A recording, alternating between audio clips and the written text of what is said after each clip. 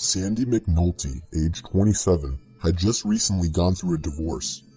Within the same month, she signed up for Match.com and a few days later received a strange email. The email addressed Sandy by her full name with a long paragraph explaining that the sender knew of her recent breakup and thought that they would make a great couple. The sender asked for Sammy to get back to him about what she thought. The email was signed anonymously, but there was also a file attached to it. It was a large picture of a man's genitalia. She assumed it was her ex at first, but the picture did not resemble him, and when confronted, he was sincere in telling her that it wasn't him. Plus, she told that he wasn't the type to do anything like this. Sandy continued to receive emails from the anonymous sender, with each one getting more angry and aggressive. She did the best she could of ignoring it, until attached to one of the emails was a picture of the side of her house taken at night.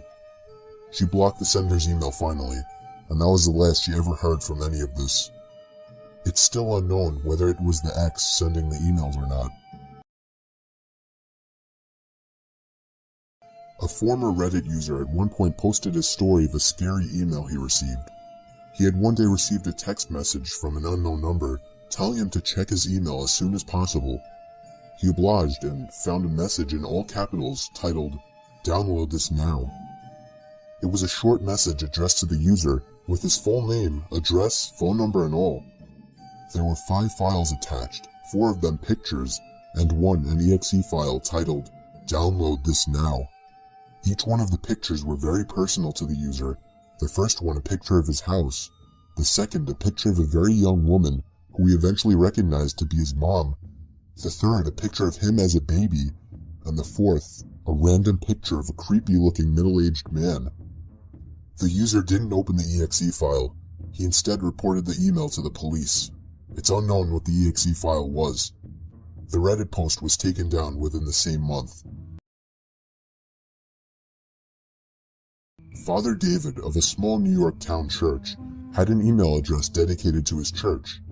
He received a strange email with no title, and upon opening it, his computer crashed and he got a blue screen.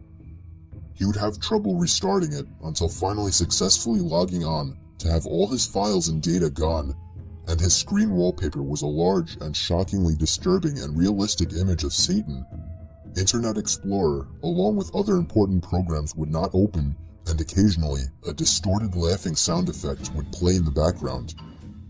It's unknown how this was accomplished, but it was most likely just a very cruel prank by a hacker with a little too much time on his hands. In the year 2009, a huge wave of emails filled with viruses was spreading across the internet. The email titles were innocent enough. For example, some of them were titled, "Free 40% off coupon to Target." However, once opened, a virus would be forcibly installed into the user's computer without their knowledge. These viruses were known to allow all activity on the user's computer to be monitored, sometimes even giving partial or full control over the computers, and sometimes even enabling the built-in webcams to the computers, secretly spying on the users as they used their computers without them ever even knowing. Nobody could seem to figure out how this was accomplished or how to prevent it, but luckily, the swarm of emails eventually died down on its own. Similar swarms of emails have since occurred on a few occasions, but not as dangerous. The girl in this story is very sensitive about this and refuses to give her real name, so for the purpose of this story, she'll be referred to as Jen. Jen was attending freshman year in high school.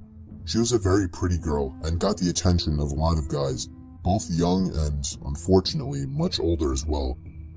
She received an email from the dean explaining that her grades could be improved and he would like to talk to her about it at some point.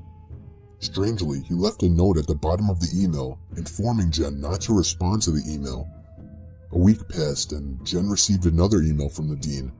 This time, he asked her to meet him at the back of the school at 7 a.m. before classes started. Jen walked to school and went around back this one day and could see somebody poking their head out from behind one of the dumpsters. Not the dean. She ran all the way home and the parents reported this to the school. It turned out the dean of the school didn't send the messages at all.